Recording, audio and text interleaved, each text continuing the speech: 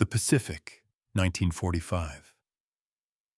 A vast, unforgiving expanse, sculpted by ancient forces and now by the relentless tide of human conflict. For years, the United States, alongside its allied partners, had been relentlessly pushing back against the Japanese Empire, island by bloody island. What began as a desperate defense had morphed into a determined, methodical advance, a strategic island-hopping campaign spearheaded by the brilliant Admiral Chester Nimitz. This wasn't a game of conquest for conquest's sake. It was a brutally pragmatic march toward an inevitable showdown, each captured landmass a stepping stone closer to the heart of Japan itself. We bypassed the insignificant, the inconsequential, focusing only on those islands that offered a tactical advantage, a vital strategic foothold. But even in this grand, sweeping strategy, there were islands that defied easy categorization, places whose very names would forever be etched into the annals of suffering and sacrifice. Places like Tarawa, a tiny coral atoll that became a graveyard for thousands in late 1943. Then came the Marshalls in February of '44, followed by the Marianas in June. Each step forward was paid for in blood, a grim ledger of human cost. And then, in September 1944, the brutal landings at Peleliu offered a chilling preview, a stark warning of the horrifying intensity that these island battles could reach. It was a lesson in attrition, a masterclass in how a determined, entrenched enemy could turn a mere dot on the map into a slaughterhouse. Yet, as horrifying as Peleliu had been, it was merely a prelude, a grim overture to the symphony of destruction that would soon unfold on an even more desolate, more alien landscape.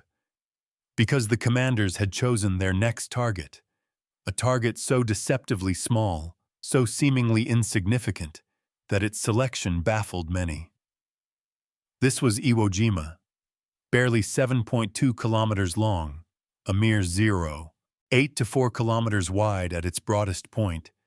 It was a volcanic shard, a forlorn speck adrift in the colossal emptiness of the Pacific Ocean. From a distance, it appeared barren, lifeless, unworthy of such monumental attention. But maps, as we often discover in wartime, tell only part of the story. They can outline geography, but they cannot quantify destiny, or the sheer, unyielding will that transforms a barren rock into a pivotal fortress. Its strategic importance, you see, was far from insignificant. Iwo Jima lay precisely halfway between the teeming metropolis of Tokyo and the burgeoning U.S. air bases in the Mariana Islands. This isn't just a geographical tidbit, it's a critical piece of the puzzle. Imagine B-29 superfortresses, those leviathans of the sky, roaring across thousands of miles of ocean, laden with their deadly payloads, destined for the Japanese home islands. These weren't just bombing runs, they were audacious ventures into the unknown, journeys fraught with peril, engine trouble, enemy fighters, flak damage. Any of these could turn a successful mission into a death sentence.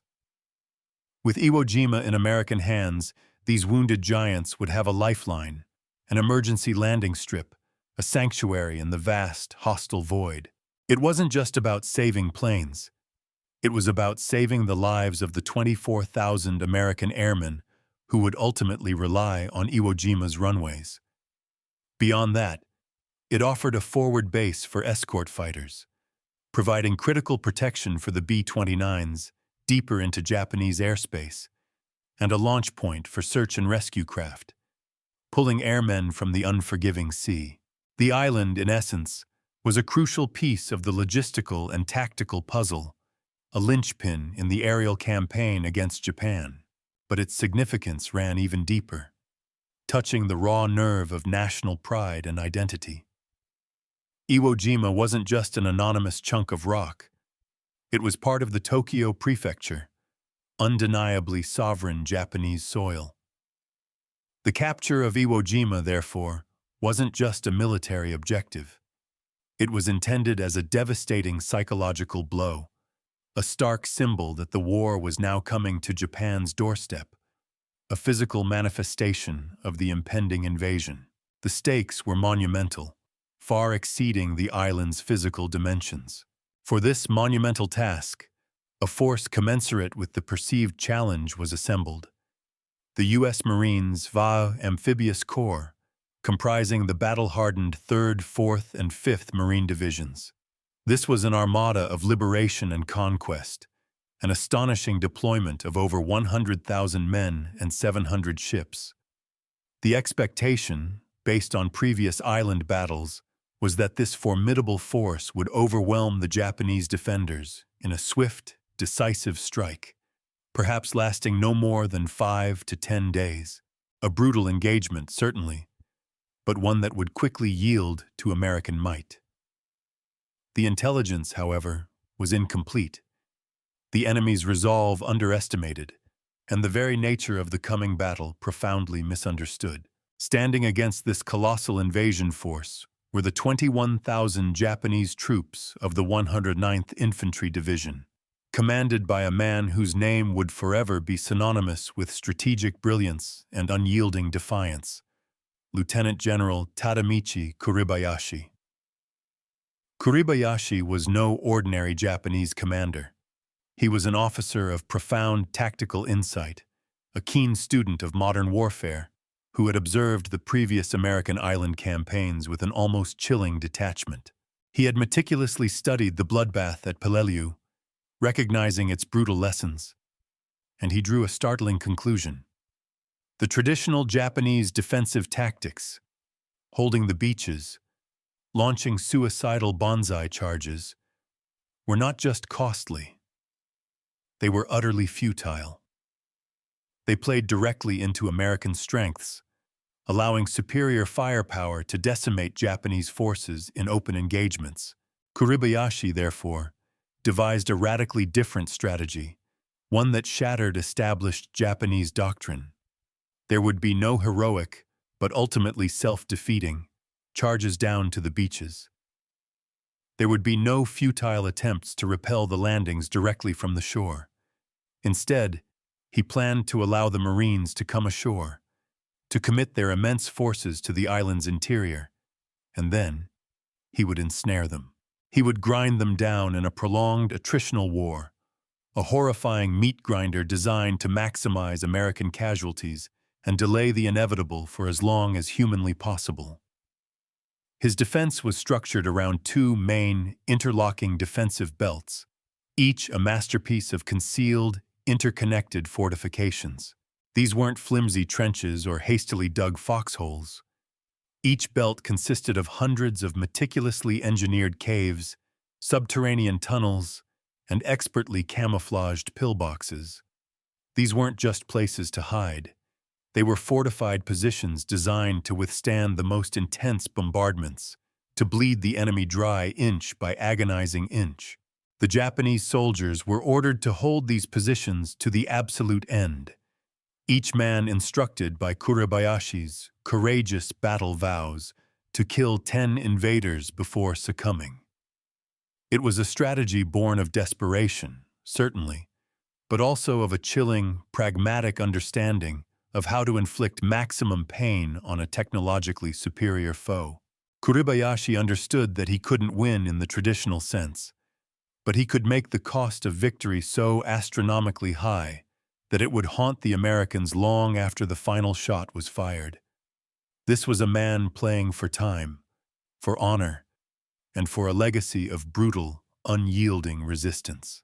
And so, the stage was set for one of the most savage battles in human history, a clash of wills on a desolate volcanic island that would push the limits of endurance, courage, and sheer human suffering. The prelude to this inferno began not on the island itself, but with the thunderous roar of naval guns. For 3 agonizing days leading up to D-Day, February 19, 1945, the vast American fleet unleashed a torrent of shells and bombs upon Iwo Jima. It was meant to soften the defenses, to shatter the Japanese will, to pave the way for the coming assault. But even this monumental bombardment fell short. Major General Harry Schmidt, commander of the V Amphibious Corps, had desperately pleaded for a full 10 days of preparatory shelling, understanding the nature of the Japanese defenses. His request was denied, a decision that would prove profoundly costly. The Naval Command, perhaps underestimating Kuribayashi's subterranean genius or swayed by the pressures of a rapid advance, authorized only 3 days. It was a critical miscalculation, a harbinger of the brutal surprises that lay ahead. The shells churned the surface, detonating against rocks and ash, but they barely scratched the intricate network of tunnels and bunkers that Kuribayashi had so expertly constructed deep within the island's volcanic heart. On February 19th, D-Day, at precisely 9 a.m., the first waves of U.S. Marines hit the 6 designated landing beaches. Initially, an eerie calm descended. Japanese resistance seemed surprisingly light, almost non-existent. The greatest immediate obstacle wasn't enemy fire, but the very terrain itself. A treacherous 4.5-meter-high terrace of loose black volcanic ash that clung to boots, bogged down men, and effectively trapped their amphibious landing vehicles, LVTs, on the shore. It was a nightmarish, Sisyphean struggle, every step sinking into the soft, yielding earth. The advance stalled almost immediately, men struggling to gain purchase, their heavy equipment unable to move forward. And then, as bulldozers were brought in to desperately carve pathways through the suffocating ash, Kuribayashi unleashed his fury. It wasn't a random, desperate volley. His artillery had been meticulously pre-sighted, their coordinates calculated with terrifying precision to bracket the entire landing beach. A maelstrom of steel and fire descended, tearing through the massed Marines, inflicting unimaginable casualties in those first, chaotic moments. It was a baptism of fire, a brutal re-education in the lethality of a prepared defense. Suddenly, from the heights of Mount Suribachi, the semi-active volcano that dominated the island's southern tip, Japanese machine guns opened up, raking the beaches with deadly crossfire. But even this wasn't the worst of it.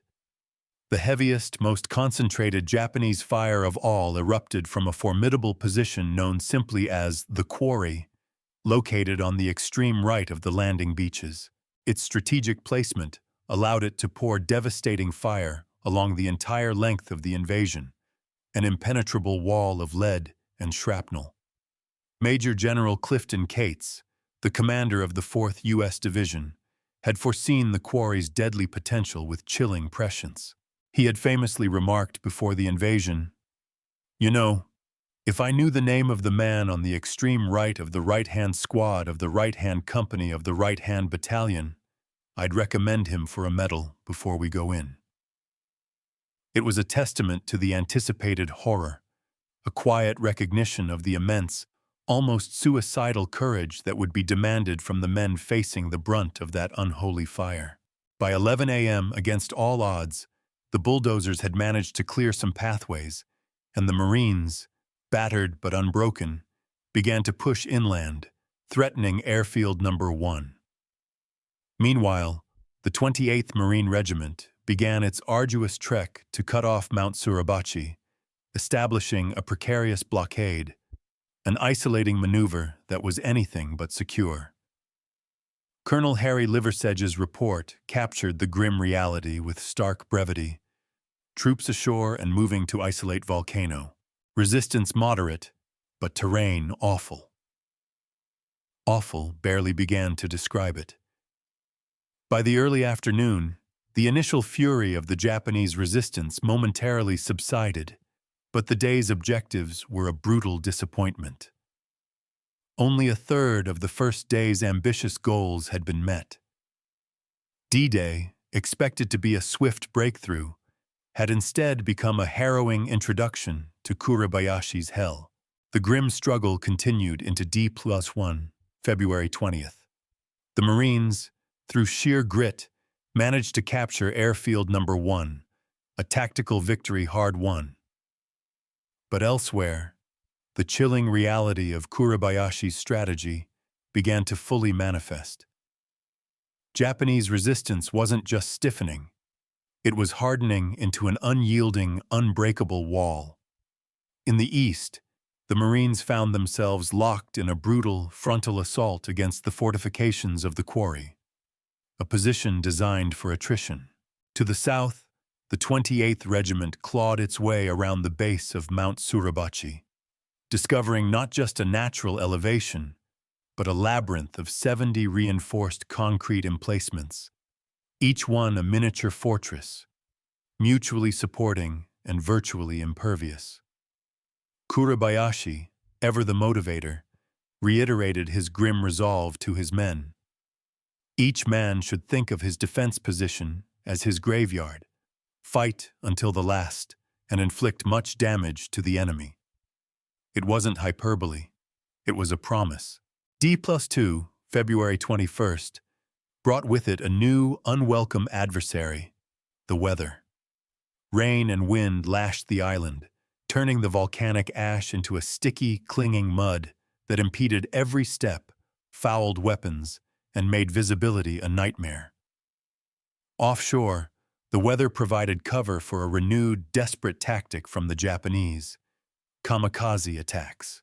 These suicidal dives targeted the U.S. naval vessels, sinking an escort carrier and reminding the men on the island that even the sea offered no true sanctuary. On Iwo Jima itself, the bloody, grinding fighting continued unabated. In the west, where the terrain offered a rare stretch of flatter ground, the Americans made slightly better progress, aided by the deployment of tanks. But against the quarry, U.S. casualties continued their horrifying ascent. One company, a unit of 240 Marines, was brutally reduced to a mere 18 men fit for duty. The numbers were catastrophic.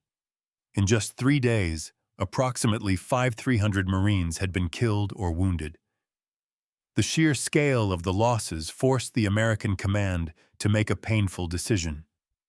The reserve force, the 3rd Marines, was committed to the battle ahead of schedule, a clear indication that this was no longer the 5-10-day battle they had envisioned. It was an unforeseen escalation, a testament to the unprecedented tenacity of the Japanese defense. D+3, February 22nd, offered no respite. The rain persisted, transforming Iwo Jima's unique volcanic sand into a viscous, sticky goo. It clung to boots, adding unbearable weight to every step, and, perhaps most critically, it worked its way into the delicate mechanisms of automatic weapons, causing stoppages and reducing these crucial tools of modern warfare to unreliable single-shot rifles. The 28th Marines report painted a grim picture. Bad weather and poor visibility throughout the day hampered our operations considerably. The rain mixed with volcanic dust caused stoppages in practically all automatic weapons, reducing them to single shot. This wasn't just an inconvenience. It was a tactical nightmare, forcing Marines to fight with impaired firepower against an enemy whose defenses were unaffected by the elements. Despite these immense challenges, the Marines pushed on, their resolve unbroken. The 28th, having isolated Suribachi, now began the perilous ascent of the volcano itself, a dangerous, exposed climb under sporadic but deadly fire. Elsewhere on the island, other Marine divisions began to batter against the formidable bulwark of Kuribayashi's main defensive belt, the core of his attritional strategy. This was where the true horror of his design would unfold. Kuribayashi had not merely fortified Iwo Jima, he had transformed it into a living, breathing, defensive organism. It was a complex, subterranean network, a masterpiece of defensive engineering where every inch of terrain was integrated into a mutually supporting system of hardpoints. These ranged from deceptively simple sniper's nests, cunningly built into natural cracks and crevices in the volcanic rock, to colossal, reinforced concrete blockhouses. These blockhouses were designed to be impervious, shrugging off even heavy artillery barrages, spitting fire from multiple apertures. They were often connected by deep, winding tunnels, allowing Japanese defenders to move between positions undetected, to launch surprise counterattacks, and to withdraw to safety when a position became untenable, only to reappear elsewhere. Consider the Southern Islands Naval Air Station Headquarters bunker, a prime example of this defensive philosophy. Japanese soldier Tsuji Akikusa recalled it with a mix of awe and grim reality. The Southern Islands Naval Air Station Headquarters bunker was the largest bunker on the island, and it was rumored that it would be able to hold out for about 3 months. There were about 800 people in the bunker. There were no fewer than 500 drums filled with heavy oil, light oil, gasoline, and drinking water. This wasn't just a bunker. It was an underground city, self-sufficient, designed for prolonged siege, a testament to Kuribayashi's foresight and his understanding of the coming battle. These tunnels were the veins and arteries of Kuribayashi's defense, allowing Japanese soldiers to move around the battlefield with uncanny stealth, launching their dreaded night attacks. These nocturnal assaults, often preceded by an unsettling silence, increased in frequency with each passing day, terrifying the exhausted Marines who were attempting to consolidate their tenuous gains. To counter this insidious threat, American forces began a desperate measure. After dark, they would fire illumination shells, bathing the entire island in an eerie artificial daylight, desperately trying to expose the shadowy movements of their unseen enemy. The constant psychological pressure, the knowledge that even the night offered no safety, was immense, taking a severe toll on the Marines' nerves and endurance. WW2 February 23rd, dawned with a sense of grim determination.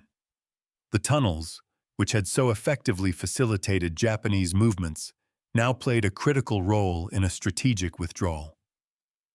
The 800-man Japanese garrison at Suribachi, facing imminent collapse, used these subterranean passages to discreetly evacuate to the north, leaving behind only minimal resistance.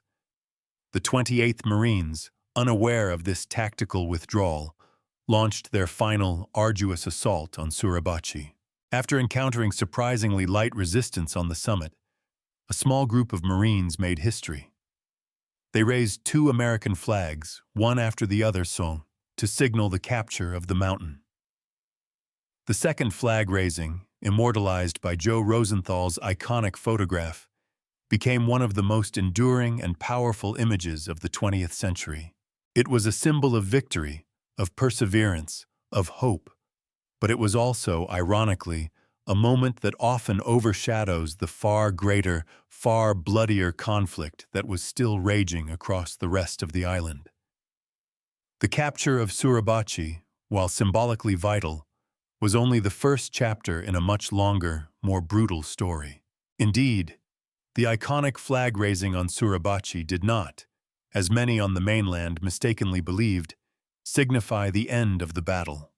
The very next day, WW2 February 24th, the brutal reality of Iwo Jima reasserted itself with full force. U.S. forces launched an assault on Airfield No. 2, only to be met by a meticulously prepared Japanese defense featuring hidden mines and expertly placed anti-tank guns. These obstacles rendered the use of American tanks, crucial for breaking through hardened defenses, virtually impossible. The grim task fell once again to the American infantrymen.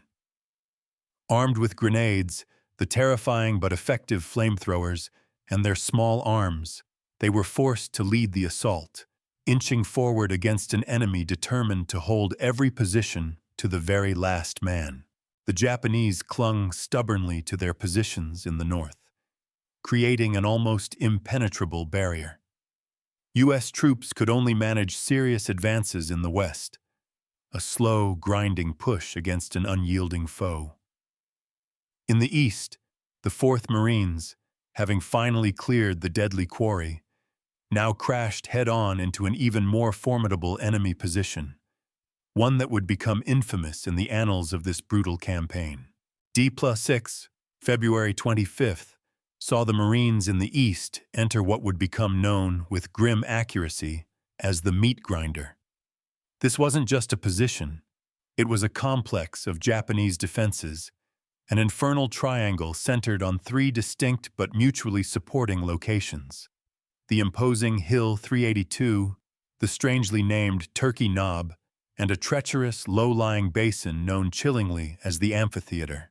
Defenders in these positions had a complete, overlapping field of fire, able to unleash a storm of machine gun fire, artillery, and even dug-in tanks, supporting each other with devastating precision. American progress, once measured in yards, now slowed to a crawl, with advances measured in mere 100-yard dashes, a bitter irony the men grimly called touchdowns, a sardonic nod to a sport that couldn't be further from their lived hell. Every yard gained was bought with blood, every touchdown a testament to unimaginable sacrifice. The meat grinder lived up to its name, consuming Marine lives with horrifying efficiency over the following days, D+7 and D+8, February 26th and 27th. The 4th Marines struggled relentlessly, battered by an enemy who seemed to materialize from the very earth itself. Meanwhile, the other divisions also found themselves up against their own equally formidable hardpoints, each a miniature fortress demanding immense courage and firepower to overcome. On February 27th, the Americans managed to consolidate some of their hard-won gains, securing tenuous footholds. But the overall progress northwards remained agonizingly slow, still measured in those bitter touchdowns. The Japanese, true to Kuribayashi's doctrine, stubbornly defended every single position. They would hold until the last possible moment, often until American armor was brought in, assaulting them from point-blank range. The fearsome Zippo Sherman flame-throwing tanks became instruments of terror and grim necessity, their fiery arcs incinerating hidden positions. American tankers, driven by desperation and a chilling pragmatism, even resorted to ramming their tanks directly into cave entrances or churning their treads over them, attempting to collapse the tunnels and entomb the defenders within. The psychological impact of such tactics, both on those who employed them and those who faced them, was profound. Japanese soldier Okoshi Harunori's recollection paints a vivid, horrifying picture of this desperate struggle. Even if you pretended to die and fell over, on level ground, American trucks and tanks would drive over you. Some of the soldiers hid in foxholes to avoid being run over, but when the American tanks found a foxhole, they would roll around on top of it and crush the people inside. If they got you like that, you were doomed to gurgle until you died. Yeah, and this wasn't just warfare. It was an existential nightmare, a battle for every breath, for every inch of survival, fought in the most brutal and unimaginable ways. By D+9, February 28th, the stark reality had set in. This was the day U.S. command had originally optimistically expected the battle to end. Yet, victory remained a distant, almost mocking prospect. The Eastern Front, consumed by the meat grinder, had devolved into a grim stalemate, a horrifying war of attrition. Recognizing the impasse, Major General Schmidt ordered a strategic pivot. The 3rd Division was to push aggressively in the center, driving towards the coast, with the audacious goal of splitting the Japanese defenders' last cohesive belt. With the aid of a massive, coordinated artillery and air bombardment, the Marines once again surged forward, managing to seize the shattered remains of Airfield Number 2. It was a moment of hard-won progress, but the cost was immense, and the path ahead remained fraught with danger. The grind continued into D+10, March 1st. American forces were now threatening the unfinished Airfield Number 3, another critical objective. In the west, the 5th Marines found themselves in a new, brutal clash against Nishi Ridge, yet another meticulously prepared defensive position, a testament to Kuribayashi's foresight. In the east, a partial victory was achieved with the capture of a portion of Hill 382, but the tenacious Japanese defenders on Turkey Knob and the amphitheater continued to hold out, seemingly impervious to the relentless American assault. As American casualties mounted and physical and psychological exhaustion set in, a grim reality emerged. More and more non-commissioned officers, NCOs, were forced to step up and take command of Marine units, the ranks of their officers thinned by the relentless fighting. In some desperate cases, privates, young men thrust into unimaginable leadership roles, found themselves leading their comrades in assaults, a stark indicator of the catastrophic losses and the blurring lines of command in the crucible of Iwo Jima. The institutional memory of leadership was being consumed at an alarming rate, forcing individuals to rise to challenges they could never have anticipated. D+11, March 2nd, brought a new twist to the brutal dance of war. Just as U.S. forces seemed to be making headway in the east, their central drive, which had shown so much promise, bogged down. The Japanese, with their intricate network of interlocking defenses, proved once again their horrifying resilience. Defenders on hills 362B and 362C held up the Marines with unyielding tenacity, their summits becoming brutal arenas of hand-to-hand fighting, bayonets, knives, and bare fists deciding the fate of precious inches of ground.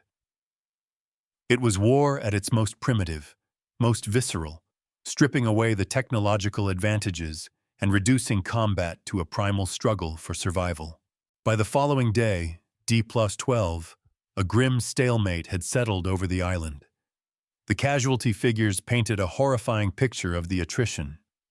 Marine casualties had soared to an agonizing 3,000 dead and 13,000 wounded.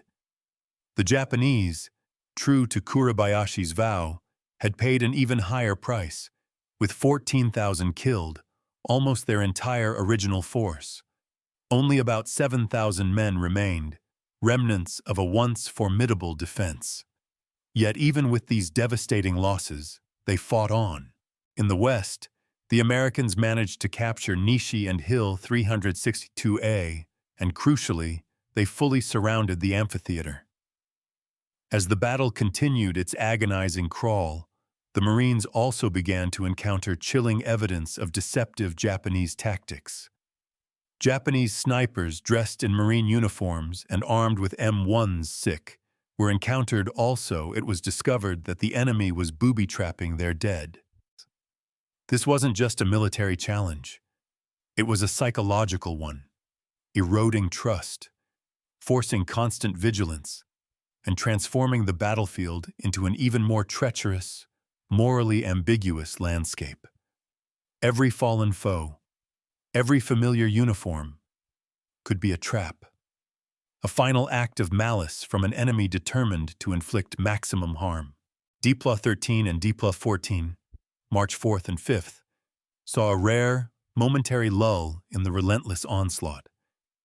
In anticipation of future offensives, Schmidt ordered 2 days of rest, allowing for essential resupply and some much-needed recuperation, though smaller attacks continued to straighten the lines. Fresh American replacements arrived, young, eager, but tragically, many of them had no combat experience, thrown into the inferno of Iwo Jima with little time to adapt. Airfield Num. 1, now firmly in American hands, saw an unusual but profoundly significant event. A damaged B-29 bomber, aptly named Dynamite, made an emergency landing. It was a tangible, immediate validation of Iwo Jima's strategic worth, a silent testament to the lives already saved, even as the battle raged on.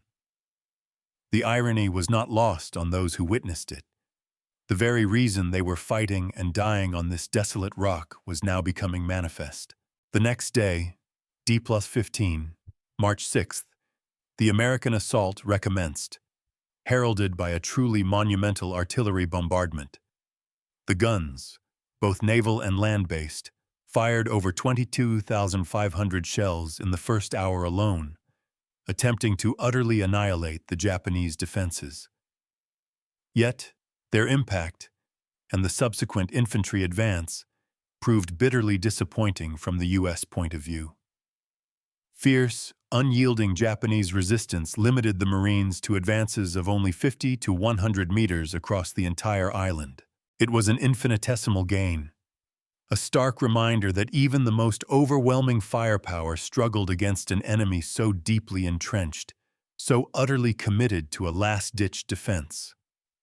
The scale of the bombardment versus the paltry gains was a demoralizing disparity, highlighting the effectiveness of Kuribayashi's defensive genius. By D+16, March 7th, it had become chillingly clear that the Japanese had become intimately versed in the predictable rhythm of Marine attacks. A massive artillery barrage, followed by a frontal infantry assault. This predictability, however necessary for coordination, was costing American lives. General Graves Erskine of the 3rd Division proposed a radical change. A dawn attack at 5 a.m. without the customary artillery preparation. This was a gamble, a stark departure from established doctrine, relying on surprise rather than overwhelming firepower.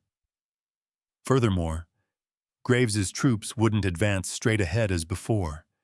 Instead, they would pivot into a Japanese sector facing the neighboring 4th Division, hoping to catch the enemy off guard.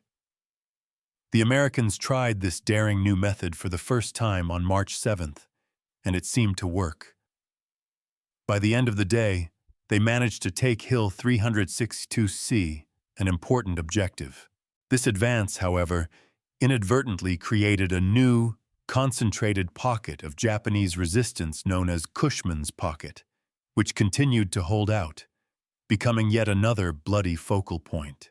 In the dead of midnight on that same day, an event unfolded that would starkly illustrate the growing desperation within the Japanese ranks and the limits of Kuribayashi's authority.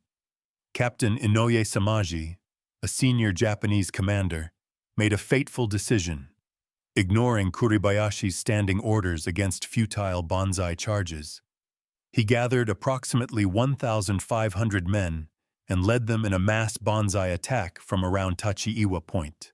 His objective was audacious, almost suicidal: to pierce the U.S. lines, destroy equipment, and even, in a desperate act of defiance, to scale Suribachi and raise the Japanese flag once more.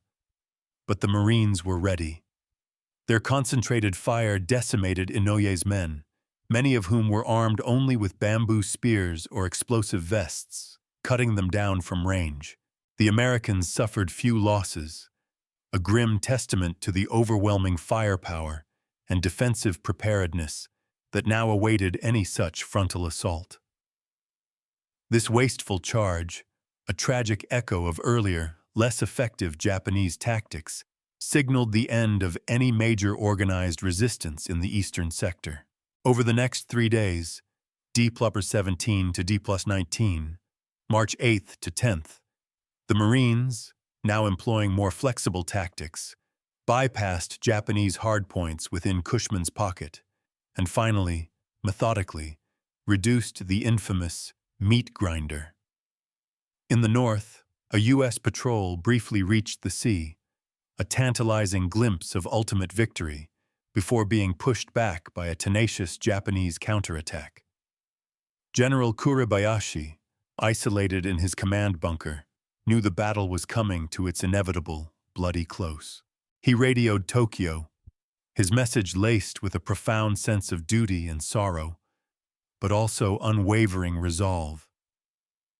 All surviving fighting units have sustained heavy losses. I am very sorry that I have let the enemy occupy one part of Japanese territory, but am taking comfort in giving him heavy damages. It was not a plea for help, nor a surrender. It was a final, defiant report from a commander who had chosen to make his stand, come what may. On D+20, March 11th, the battle had fragmented into its final, agonizing stages. Japanese resistance existed only in 3 isolated pockets: Cushman's Pocket, a remnant on the eastern coast, and a stubborn holdout on part of the northwest coast. Kuribayashi, with his last 1,500 loyal men, fell back to a deep, natural gorge, a formidable natural defense that would later be grimly dubbed Bloody Gorge. The Marines, after weeks of incessant, brutal fighting, were utterly exhausted. Many were incapacitated not by physical wounds, but by a psychological condition they then called combat fatigue, a term we now understand as post-traumatic stress disorder, PTSD. The sheer intensity, the constant threat, the continuous exposure to horror had pushed their minds and bodies beyond their breaking point. In a desperate attempt to minimize further bloodshed, the Americans initiated a propaganda campaign. They used loudspeakers to call on the Japanese to surrender, promising humane treatment for prisoners and emphasizing the senselessness of suicidal resistance. They even distributed a translated letter from a Japanese prisoner of war, Momoda Hideo, hoping to sway their resolve. Comrades, I myself would never have believed that things could be this way if I hadn't seen it with my own eyes. At first, I was embarrassed to have been taken by the enemy, but when I learned that several officers had the same experience, I felt better. In our conversations, we agreed that it is more honorable to live for the emperor and work for a greater Japan in the future than merely to die like rats underground. It was a powerful human message, a plea for reason over desperate nationalism. Messages like Momoda's, however, had little impact on an enemy steeped in a warrior code that equated surrender with the ultimate dishonor.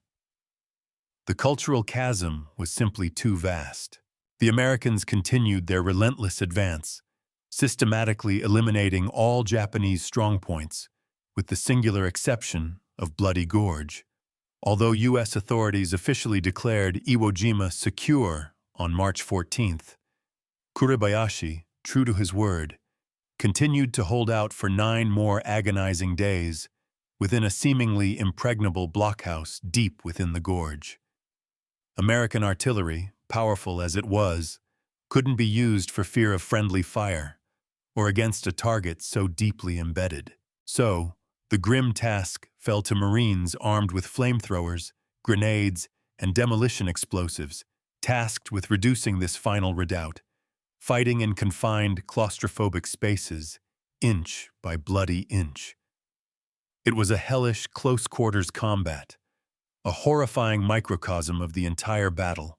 On March 23rd, Kuribayashi issued his final, haunting communication to the Japanese garrison on nearby Chichijima. All officers and men of Chichijima, goodbye from Iwo. His ultimate fate remains shrouded in mystery. It's widely believed he committed suicide, an honorable end for a samurai, or perhaps died in one of the desperate final banzai attacks that became increasingly common in the battle's last days. The last flicker of organized Japanese resistance came on March 26th, D35, when a final, desperate charge of 200 to 300 Japanese troops, having sneaked out of Bloody Gorge, struck at Airfield No. 2, attacking mostly airmen and construction personnel. It was a futile, tragic act, quickly and decisively crushed by U.S. troops, signaling, at last, the unequivocal end of the Battle of Iwo Jima. The statistics, cold and unfeeling as they are, tell a story of unimaginable sacrifice. Marine casualties totaled around 23,000, including a staggering 6,800 dead. The U.S. Navy also paid a heavy price, with approximately 2,800 dead and wounded. For the Japanese, the figures were even more horrifying. Out of the original 21,000 troops on the island, an estimated 19,000 were killed. Only a paltry 216 surrendered during the battle, and up to 2,000 continued to struggle in small, isolated groups until they were systematically mopped up by U.S. troops in the following weeks and months. While the later Battle of Okinawa would prove even costlier for the Americans in terms of overall casualties, Iwo Jima stands alone as the deadliest single battle for the Marines, and the only battle in the entire U.S. Pacific campaign where American casualties outnumbered those of the Japanese. This stark fact underscores the brutal effectiveness of Kuribayashi's strategy and the horrifying cost of overcoming it. Yet, Iwo Jima's legacy is complex, controversial, and deeply debated.